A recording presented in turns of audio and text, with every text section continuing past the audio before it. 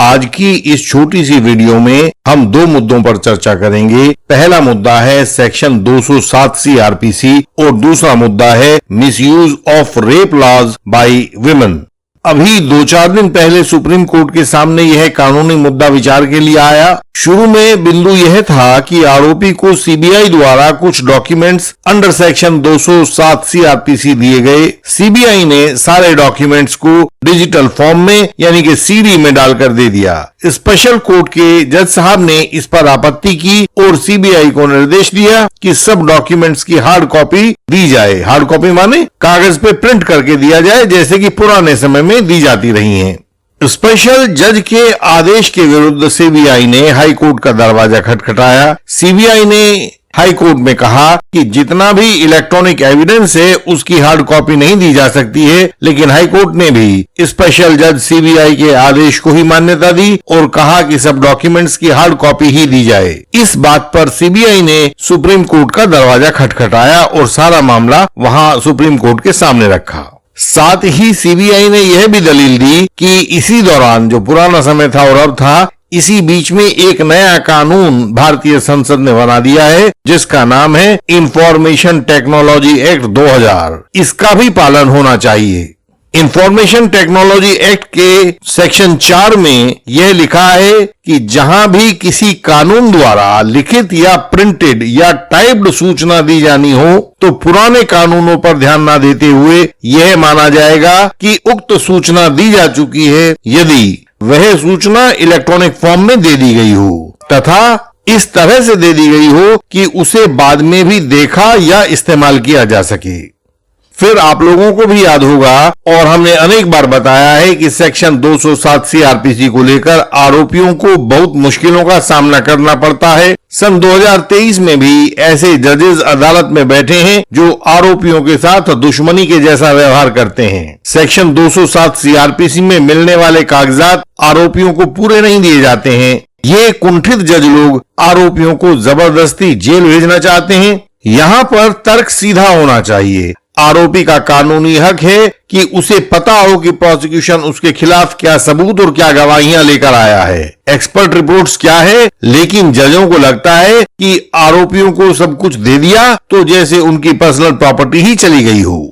अब supreme court के सामने सवाल है कि सेक्शन 207 सीआरपीसी में दिए जाने वाले आरोपी के डॉक्यूमेंट्स क्या इलेक्ट्रॉनिक रिकॉर्ड के रूप में दिए जा सकते हैं। और हमें यह लगता है कि यह मुद्दा सुविधा का अधिक है। अनेक आरोपी हैं जिनके पास कंप्यूटर या लैपटॉप नहीं है, वे उस सीडी को नहीं पढ़ पाएंगे या यूएसबी की पेन ड्राइव को नहीं चला पाएंगे, तो उनको सादी हार्ड कॉपी दी जा सकती है। और जो आसानी से इस्तेमाल कर सकते हैं उनके लिए तो इलेक्ट्रॉनिक रिकॉर्ड के रूप में दिए जाने वाले डॉक्यूमेंट्स से बेहतर तो कुछ हो ही नहीं सकता है।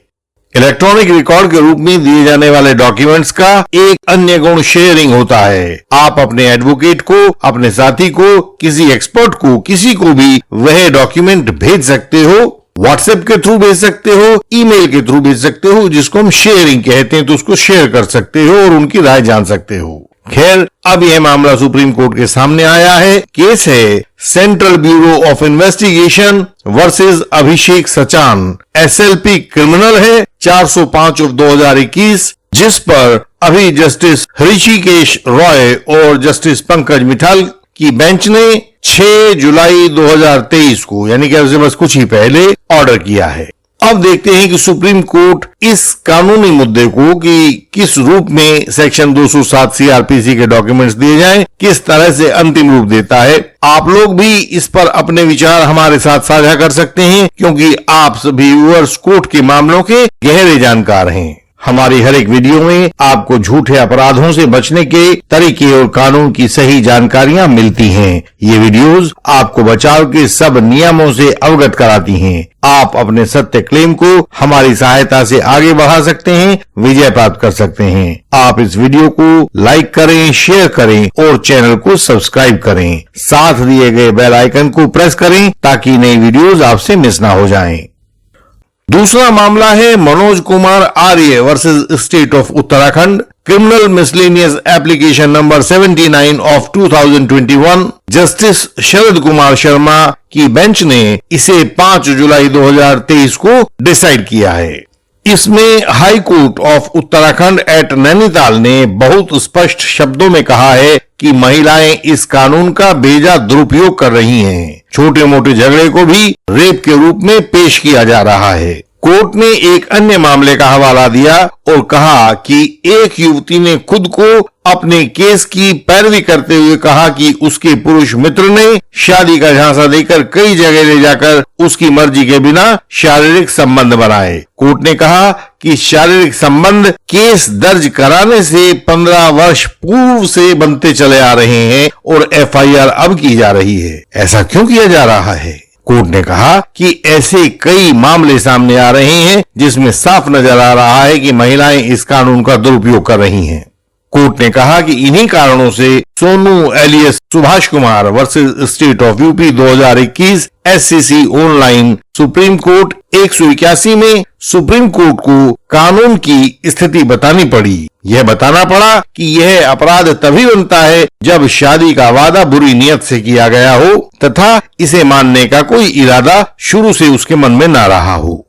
हाई कोर्ट ने आगे कहा कि Deepak Gulati versus state of Haryana 2013 7 SCC 675 में सुप्रीम कोर्ट ने ऐसी सहमति के ऊपर काफी स्पष्ट रूप से कहा है। सुप्रीम कोर्ट ने क्या कहा है? सुप्रीम कोर्ट ने कहा है कि सहमति चाहे प्रकट रूप में हो या अप्रकट रूप में हो, जबरदस्ती ली गई हो या बहका कर ली गई हो, अपनी इच्छा से हो या धोखे से हो, इसमें हमेशा ही दिमाग के भीतर सोच विचार होता है। उपलब्ध विकल्पों के लाभ हानि देखे जाते हैं, तभी कोई सहमति फाइनल रूप ले पाती है। तो सहमति के बिंदु पर भी किसी केस के अंदर बड़ी गहराई से विचार किया जाना चाहिए।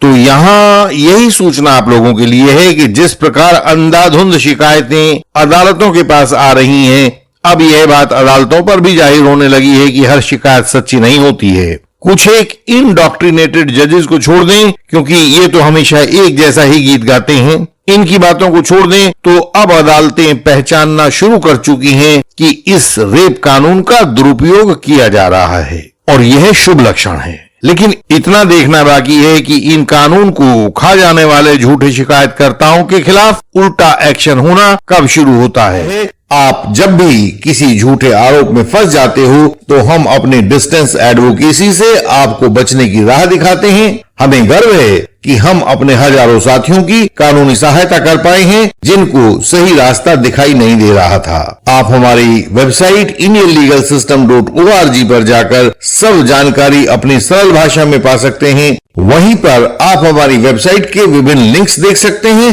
और चाहें तो वहां दिए गए सिंबल पर सर्च करके ढूंढ भी सकते हैं। जब आपको आवश्यकता होगी तो हम आपके लिए भी बेहतरीन क्रॉस एग्जामिनेशन तैयार करके भेज सकते हैं। हम आपको विजयी बनाना चाहते हैं ताकि फॉल्स एलिगेशन आपको हरा ना पाए। भारत भर में हमारी सहायता पहुंच रही है, वह आप तक भी पहुंचाई जाएगी। आप हमें बताएं कि आपकी क्या आवश्यकता है। हमसे संपर्क का तरीका सामने स्क्रीन पर दिखाई दे रहा होगा, आप इसको नोट कर सकते हैं। यह हर एक वीडियो की डिस्क्रिप्शन में भी मिलेगा। सहायता पाने के लिए स्क्रीन पर दिखाई दे रहे हमारे व्हाट्सएप नंबर पर मैसेज भेजें, तत्काल आपको आगे का रास्ता बताया जाएगा। एक बार मेंबर बनने के बाद आप हमें हिंदी और इंग्लिश में अपना मटेरियल भेज सकते हैं, अन्य भाषा हो तो ट्रांसलेशन भेज सकते हैं। हम आपसे अगली वीडियोज में फिर मिलेंगे, तब तक के लिए प्रणाम।